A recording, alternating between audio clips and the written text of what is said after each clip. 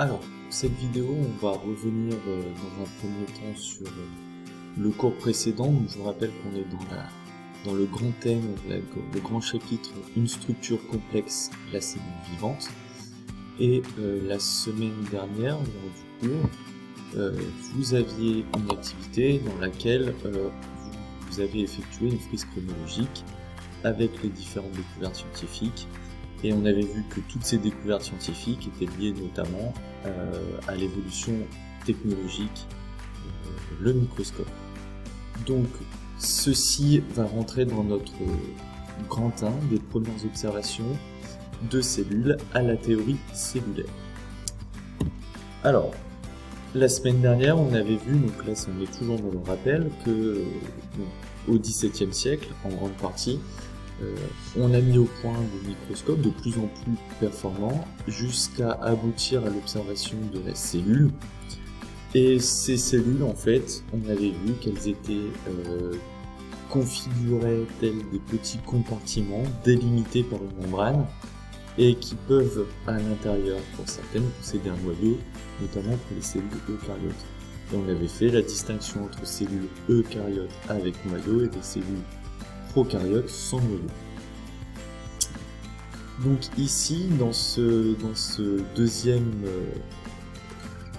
deuxième activité, on va continuer, on va essayer de mettre en place un raisonnement pour trouver comment les scientifiques ont découvert la théorie cellulaire.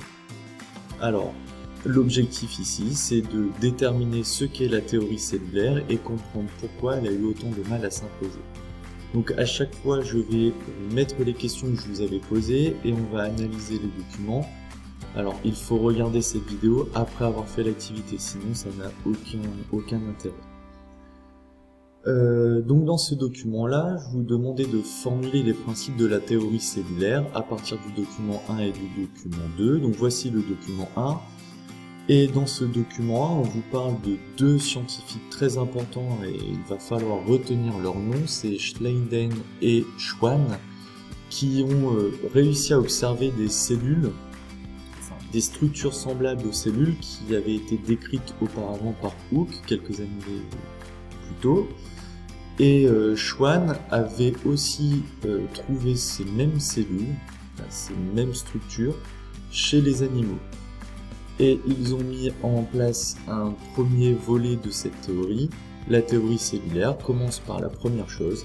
La cellule est l'unité structurelle de tous les êtres vivants. C'est-à-dire que tous les êtres vivants sont constitués de cellules. Qu'on soit animaux, végétaux, bactéries, champignons, virus, etc., etc.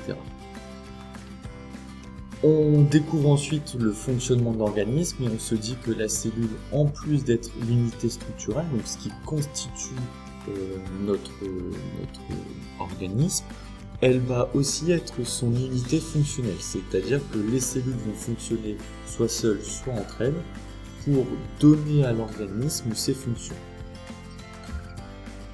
Donc on peut écrire ici que Schleiden et Schwann ont réalisé une découverte très importante et ont mis en place la théorie cellulaire, c'est-à-dire que tous les êtres vivants sont constitués d'une ou plusieurs cellules et que la cellule est l'unité structurelle du vivant, mais elle est aussi l'unité fonctionnelle. On continue notre découverte avec le document 2. Et ici, c'est Virchow en 1855 qui va découvrir ce qu'on appelle aujourd'hui la division cellulaire, c'est-à-dire que à partir d'une cellule mère, comme vous pouvez le voir ici, cette cellule mère va se diviser en deux cellules filles. Et ces deux cellules filles vont elles-mêmes se diviser en deux autres cellules filles, ce qui fait qu'on va avoir un organisme pluricellulaire, organisme qui provient au final d'une seule et même cellule. Donc Virchow va arriver à ce constat qui va compléter la théorie cellulaire, c'est que toute cellule provient d'une cellule. Alors on va voir que cette théorie va être confrontée à d'autres idées scientifiques, notamment la théorie de la génération spontanée. Donc en deuxième question, je vous demandais d'expliquer pourquoi la théorie de la génération spontanée s'oppose la théorie cellulaire à partir du document 2 et 3. Donc juste avant, on vient de voir que toutes les cellules provenaient d'une cellule initiale, la cellule mère. Dans la génération spontanée, donc qui arrive déjà très tôt dans l'histoire avec Aristote, mais qui, cette théorie sera reprise aussi par d'autres scientifiques, ici, la génération spontanée, on va penser que les cellules vont arriver, vont être créées, vont apparaître spontanément à partir de minéraux, de matières inorganiques, et que c'est ces matières inorganiques qui vont s'assembler ensemble pour construire un organisme. Donc ici on va avoir deux théories qui se confrontent. La génération spontanée où les êtres vivants apparaissent spontanément à partir de minéraux, de matières inorganiques, à la théorie cellulaire où toute cellule provient d'une même cellule initiale, donc une cellule qui est constituée de matière organique. Il va donc falloir arbitrer ce débat et Pasteur va réaliser des expériences et je vous demandais à partir de ces expériences de montrer en quoi Pasteur invalide la théorie de la génération spontanée. Donc lui, Pasteur, est sûr d'une chose, c'est que les micro-organismes proviennent d'un micro-organisme précédent et qui vont se développer. Donc pour lui, il est plutôt partisan de la théorie cellulaire. Donc ce qu'il décide de faire, c'est qu'il va mettre un bouillon stérilisé au départ pour tuer tous les micro-organismes et il va mettre en place un bec en forme de S, ce qui fait que, vous voyez ici, les poussières ne peuvent pas rentrer. Donc si les poussières ne rentrent pas, les micro-organismes ne peuvent pas rentrer pour se développer non plus. Il entend par micro-organisme ce qu'on connaît aujourd'hui sous forme de bactéries ou de virus, ou même champignons. Alors, si la théorie de génération spontanée était vraie, ici on devrait avoir dans cette bouillie inorganique l'apparition de certains micro-organismes et une certaine forme de vie. Or, vous voyez bien ici que rien, aucune moisissure n'arrive à la surface, donc pas de bactéries, pas de virus, de toute façon on ne pouvait pas les observer au microscope en ce temps-là, et pas de champignons, puisque la moisissure est un champignon. Pasteur décide de faire une autre expérience, un témoin, positif cette fois, où il va chauffer ici encore un bouillon dans un flacon, sauf qu'au lieu de mettre un tube en S, il laisse l'opportunité à des poussières, et donc à des bactéries ou des champignons, d'arriver à l'intérieur de son bécher.